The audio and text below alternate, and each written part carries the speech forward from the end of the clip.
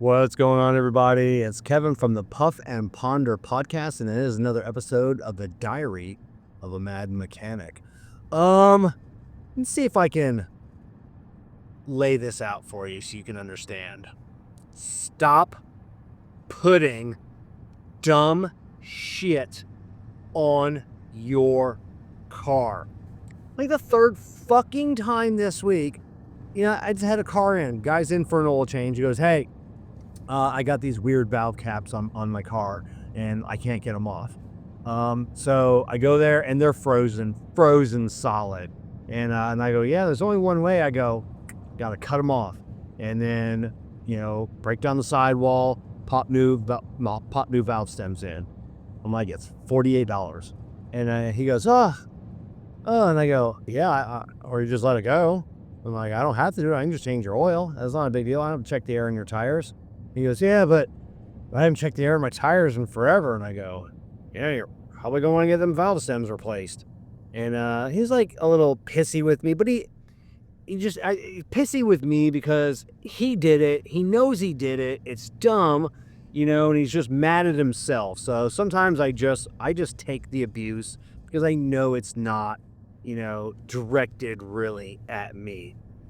The other day, a young girl keeps popping fucking fuses in her car, so her interior lights doesn't work because she keeps plugging dumb shit in her 12-volt outlet, and it's like these cheap fucking LED lights, and it keeps causing other issues.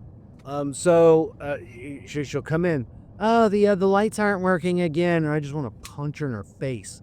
And so I got to get her into there and replace the fuse. And after the third time, so I told her, I said, hey, we got to do a diagnostic this time. It's $147. And she goes, oh, it's just going to be a fuse. And I go, yeah, we've replaced it so many times for free now. The guys, they're really tired of working for free. So if you want us to replace it, $147. And to do a diagnostic. So after a few minutes, came back. Yeah, it's just that fuse again. She goes, oh, that was quick. Are you still going to charge me? Yep, we are. And then she was like a little perturbed. And so I go, I'll make you a deal. You let me cut that wire off them lights so you can't plug it in anymore. I won't charge you. And she told me to charge her. Blew my mind. $147. Put a new fuse in. Just so she can blow that fuse again when she plugs that shit back in. Well, she plugs it in, and then after a while, it just something overheats or whatnot, and it just pops that fuse. Absolutely insane. We've had them where I have push button, so they make like these little decorative trim rings that go around like the push button start, and people think it's cute. And until like they buy a cheap one or a metal one, and it interferes and it blocks the signal from your key fob from reaching that. So we'll have people get tow in, and we didn't know this at the beginning, and then and this is a couple of years ago, and it started creeping up. So now a tow in, like no start. First thing I'm like, I'm gonna pop that trim ring off. It's always a she. It's generally a she. And those are glued on. I gotta pop it off. And I don't know, 50% of the time that's what it is, and it starts right up. And we don't know what it is. People plugging dumb stuff into their OBD2 port. Now, we don't see it a whole lot, but we do see it, and that's the drive-wise. Like the little thing that your insurance company gives you to plug in, so they monitor that shit.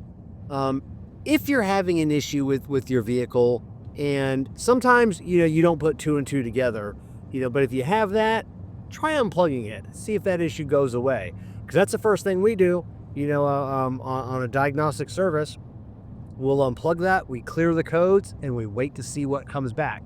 The only downfall is if it's a small misfire or something like that, and it starts the countdown timer all over again. Sometimes it could be a day. Sometimes it would take a couple days for that light to come back on. So you got to keep that thing unplugged, which doesn't make your insurance company happy if they see data not being transmitted. It's the steering wheel covers.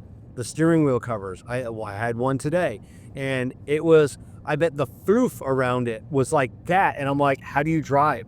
you're going to kill somebody. Get into an accident. Get into an accident. Get into an accident and it's not your fault. Someone rear ends you. And an attorney finds out you had that steering wheel cover on your car. Guarantee you're going to be put to blame for that. Guarantee it. Those things, we see them all the time in the shop. Every now and then, man, like I said, we get a butt pucker moment. Like we'll be turning to get into the shop and then hand will be on and then the steering wheel turns inside that and the wheel starts to go. And we're like, "Ugh," and we all freak out and have that little, mini heart attack. And it's just because somebody wanted a cool $2 Amazon steering wheel cover. It's people that bedazzle the inside of their cars. I don't know how many times we've seen it. People bedazzling up over the airbag, steering wheel. And it's just, we try and tell people, I go, do you realize what's going to happen in an accident? Those hundreds, sometimes thousands of tiny little beads and plastic crystals, like that shit is going to go everywhere. It's going to be like rock salt. It's going to be like buckshot. It's just going to go everywhere. And is it going to unalive you? Probably not. Can it possibly put an eye out? You're damn right it can. But it's also going to, that stuff will shred your headliner, shred your seats. You think your insurance company is going to pay for that? No. They were like, hey, where did all this damage come from? And why are there 10,000 tiny little plastic crystals everywhere? Then you got to tell them, I glued that shit on my my airbag. It's just insane. It's the one thing, I'm looking at my rearview mirror and I got like one for my dearly deceased, I love my dog, so her collar, a Miami Dolphins collar. It's where I've had it in every rearview mirror on the car for 25 years now. So that's the only thing. And I also got like a plastic junior deputy badge from our local sheriff's department. And I remember one time the cop looks at it and goes, "What's that?" And I go, "Yeah, it's my junior deputy badge. I was deputized many years ago." I go, "I don't like to talk about it." I go, "Please don't let that be the reason you don't give me a ticket." And once a cop laughed. He goes, "Get the hell out of here." But we used to see it a lot, and we don't too much anymore, but we still do. An absolute ton of shit hanging from your rearview mirror. And you're probably thinking, what's that got to do with anything? A lot of these rearview mirrors are fancy. They got cameras in them. They got LiDAR. They got radar.